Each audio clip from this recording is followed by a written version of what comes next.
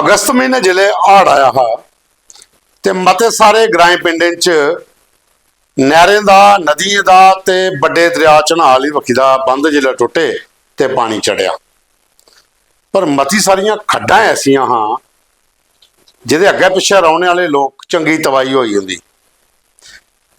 खौड़ दी गै गल कर लो, लुआकी खड्ड जिहड़ी है उहदे अग्गे पिछे कोई 2-3 दर्जन ग्रां, सकेटी है, डोइयां और मते सारे ग्रां है, छन्नी, मावा, डस्काल, जिन्ने भी लड़े करना है।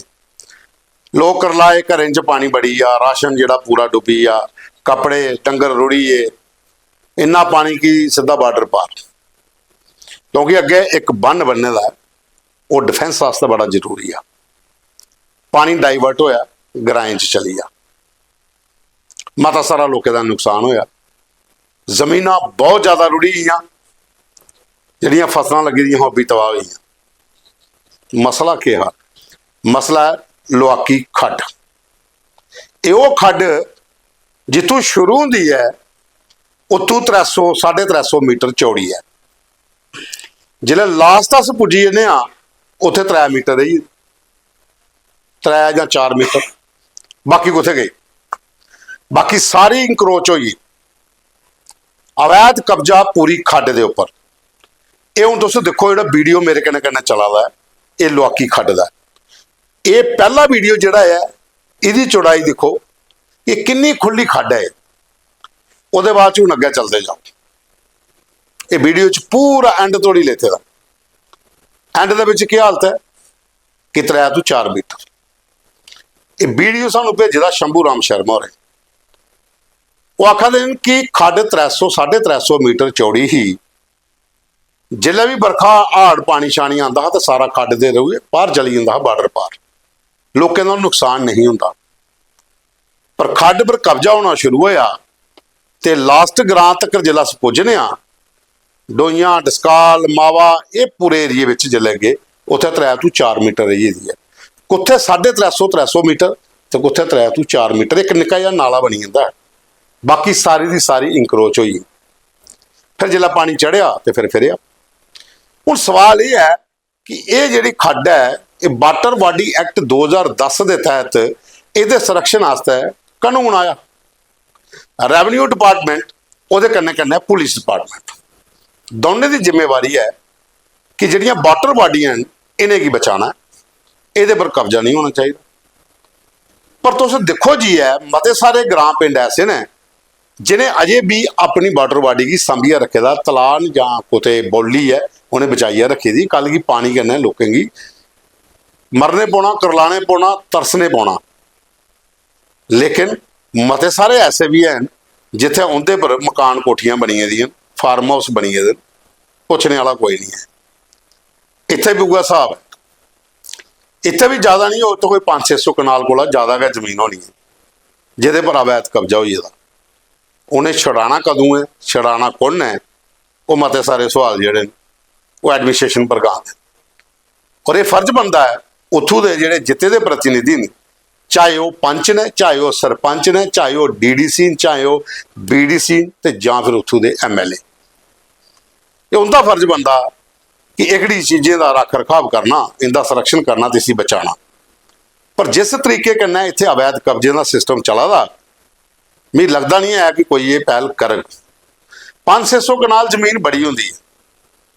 जिथों ये खड्ड शुरू हुई तो जिथे जी ये नाला बनया उत्थों तोड़ी अगर 2-3 दर्जन ग्रां भी कन्नै साइड पर पाउंदे न ते उत्थों दे 5 सरपंच होने जिते दे। अगर अस ब्लाके की गल कर लैचे तो बखरे ब्लाक के बखरे DDC BDC बने दे, लेकिन निकलीए तो सगड़े इलाके च गई ना खड्ड। फिर वो की चुप ने। और बड़ी गल है कि एडमिनिस्ट्रेशन की चुप है। अगर अवैध कब्जा होया तो छड़ाना कौन है? ये पीले पंजे शहरों च लीए फिरते हैं, मासारा कुसा का मकान होंदा उत्थे जीए मारते ठूंगा तो तोड़िए लांबा, तो जिथे ये 1000 कनाल जमीन जी इंक्रोच हुई है ये भी खाली कराई लो। परगवाल के किसाने की जमीन जी दरिया में रुड़ी गई मालकी, उसले कोई पुछन नहीं आया। तो जिले उत्थे लोके राही बाही किन्ने जंगल बाल बेला बूटा पुट्टिए ਆਪਣੇ ਖੇਤਰ ਤਿਆਰ ਕੀਤੇ ਤਾਂ ਅੱਜ ਉੱਥੇ ਵੈਟਲੈਂਡ ਬਣਾ 90,000 ਕਨਾਲ ਜ਼ਮੀਨਾਂ 'ਚ। ਇਹਦੀ ਕੌਣ ਦੇਖ ਰੇਖ ਕਰਨੀ ਹੈ? ਜਿਹੜਾ ਇਹ ਪਾਲਾ ਕੰਮ ਹੈ, ਦੱਸਾਂ ਜਿਹੜੀ ਇਹ ਖੱਡ ਤੁਸੀਂ ਵੀਡੀਓ 'ਚ ਪਹਿਲਾਂ ਦੇਖੀ ਸੀ, ਇसी कौन बचाना। इतों वास्ता भी एडमिनिस्ट्रेशन की जागने पाना और जिते दे प्रतिनिधि का फर्ज बनता है, जेडे इतों के लोकल MLA चाहे वह अखनूर को अगर शुरू होंगे तो उत्थे मोह लाल होना, अगर जिथे गल अगे भी नहीं करा तो उत्थे सतीश शर्मा होना, मोहन लाल होंगे परगवाल वाला इलाका भी पाँदा, उत्थे भी लोगों की परेशानी तो सतीश होंगे कोल तो मता सारा एरिया पई जांदा। जब जिते दे प्रतिनिधि नहीं बोलणगे तो लोगों के इस मसले का हल कियां हो? कल की परतिया दरिया टुटदा या परतिया हाड़ आंदा तो पानी फिर लोगों के घरें आना, डंगर फिर रुड़ने तो कपड़े राशन रुड़िए फिर पाकिस्तान गए जाना, क्योंकि इंटरनेशनल बार्डर के कन्ने इलाका पूरा है। सुरक्षा की दृष्टि कन्नै देखा जा, भावें BSF है चाहे फौज होए, उन्हें अपन पोस्टां बचानियां, उन्हें बन देने, फिर डाइवर्ट होए पानी तो फिर ग्राएं च आए। तो जे कब्जे के नहीं होना, अगर जगह खुली होए तो पानी अपनी जगह का जागना, पानी अपना रस्ता तो छड्डदा नहीं है। ਹੁਣ तो परतोईए उत्थों आना जिथे एक बारी रुड़े हो, जितों बहिए जाता पानी वापस उत्थे आंदा। ये कौन स्टैप चुकना? ये पहला वीडियो है। तो तुम देखा जो न्यूज़ रूम 24 आवाज़ से आऊँगा पवन शर्मा, तुंदी सरकार तुंदे मुद्दे एक नवे एपीसोड च तुंदा मता मता स्वागत। पहला वीडियो तुसें दिख लिया, दूआ हुण दिखने कि असें एक मुद्दा चुकिया हा खौड़ दे विच पंचायत अपर नारायणा ग्रां ढलेरी, उत्थे शमशान घाट का मुद्दा। मते सारे ग्राएं पिंडे के वार्ड नंबर 1 वार्ड नंबर 2 ਜਿਹੜੇ ਢਲੇਰੀ ਦੇ काफ़ी आबादी है, उत्थे लोगों के अगर कोई मरी मुरी जाता बेचारा तो संस्कार करने वास्ते जिसले शमशान घाट जाते बरखा कनी आई जाती थी तो बुरी हालत होती, क्योंकि ओपन च सारा शैड की एक डिमांड है। और उत्थों के तेजपाल और यही मुद्दा वाला चुकया हा। पहले सफाई उन्हें आपू की तो वीडियो सानू भेजे, फिर मुद्दा हा शमशान घाट पर शैड बनाने का। वो मुद्दा चुकया, वो मुद्दा सतीश शर्मा को गया। सतीश शर्मा होरे 3 दिन चो शैड तैयार कराई उड़िया। हूँ शैड पूरा बनिया तैयार हो जाता। ये वीडियो उत्थों का तेजपाल होरें भेजे दा, तो उस वीडियो पूरा देखी सकते हो। खबर का इंपैक्ट होंदा है। असें नहीं आखते कि सारे मुद्दे अस हल कराई लगे, लेकिन कुछ मुद्दे ऐसे न जिला अस भेजने और उनके कन्नै गल होंदी है तो बकायदा उहदे उपर एक्शन होंदा है, चाहे वह बिश्नाह होए, चाहे आरसपुरा का इलाका होए, चाहे सांबे का होए या बिलावर का होए।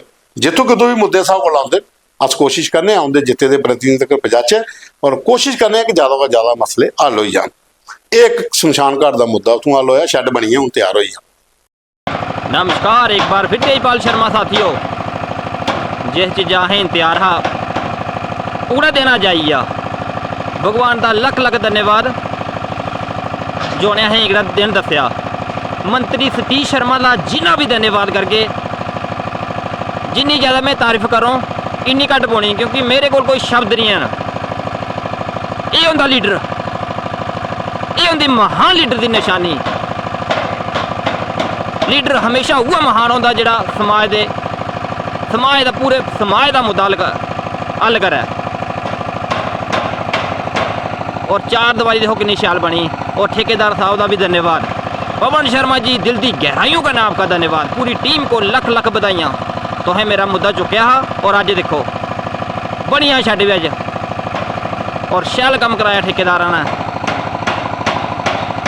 मंत्री सतीश शर्मा का एक निर्देश है कि जोड़ा भी कोई ठेकेदार होंदा काम शैल करा। अज वीडियो साहब का मैं दिल की गहराइयों का धन्यवाद करना जो ने शैल काम कराया था। हर डिपार्टमेंट में अज साढ़े औसर ईमानदार न।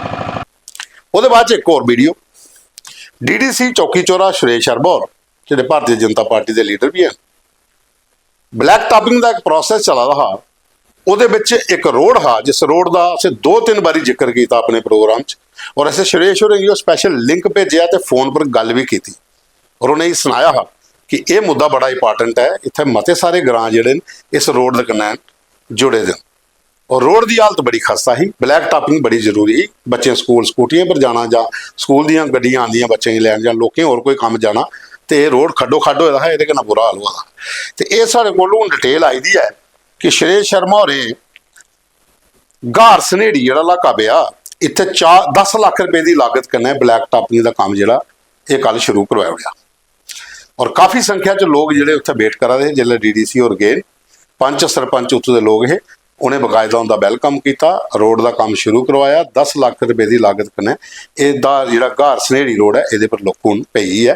ਇਹ ਵੀ ਮੁੱਦਾ ਅਸੀਂ ਬੜੇ ਵਾਰੀ ਸ਼ੇਸ਼ਨ ਦੇ ਕੋਲ ਭੇਜਿਆ ਤਾਂ ਆਖਰ ਇਸ ਮੁੱਦੇ ਦਾ ਵੀ ਹੱਲ ਹੋਈ ਆ। ਇਹਦੇ 'ਚ ਜਦੋਂ ਉੱਥੇ ਪੁੱਜੇ ਉਹਦੇ ਕन्ने ਜਿਹੜੇ ਲੋਕ ਹੈ भाजपा मंडल के ਜਿਹੜੇ अध्यक्ष ने ਉੱਥੇ ਦੇ अशोक शर्मा, चूनी लाल एक्स सरपंच और पंच मदन लाल और रमेश चंद्र और ਤੇ परशोत्तम और तो बाकी होर ਜਿਹੜੇ ਤਰ੍ਹਾਂ ਗਰਾਏ ਪਿੰਡੇ ਦੇ ਲੋਕ ਇਹ ਸਾਰੇ ਉਹਦਾ ਵੈਲਕਮ ਕੀਤਾ और ਉਹਦਾ थैंक्स भी ਕੀਤਾ कि ਇਹ ਜਿਹੜੀ ਹੁੰਦੀ ਇੱਕ ਮੰਗ ਸੀ ਉਹ ਬੜੀ ਜਲਦੀ पूरी हुई है। ये काफ़ी अरसे से मांग थी कि इस रोड का काम किया जाए। पिछले साल हमने इस रोड की ब्लैक टॉपिंग की थी पर वो पूरी नहीं हो सकी थी। कुछ काम इसका पिछले साल किया गया था, बाकी जो काम रहता था वो इस साल आज इसको हमने स्टार्ट किया है। ये ब्लैक टॉपिंग होने से ये सनोड़ी हमारा जितना भी गाँव है यहाँ अब आने जाने में किसी भी प्रकार की कोई दिक्कत लोगों को नहीं आएगी। और ये काफ़ी दरीना डिमांड थी। अक्सर बरसात के दिनों में छोटे बच्चे जो स्कूल आते जाते हैं उनको बहुत दिक्कत आती थी, कोई भी गाड़ी यहाँ पर नहीं आती थी, यातायात बिल्कुल ठप रहता था। ये रोड बनने से लोगों को काफ़ी राहत होगी और अब किसी भी प्रकार की कोई दिक्कत नहीं होगी। साथियों ये साढ़े कोल मुद्दे है और मेन मुद्दा है जो खड्डे पर अवैध कब्जे वाला। मैं चाहना कि जो खबर का उपर कैप्शन है साढ़ा वो एक मोबाइल नंबर है वो पर तुम अपने मुद्दे भेजो।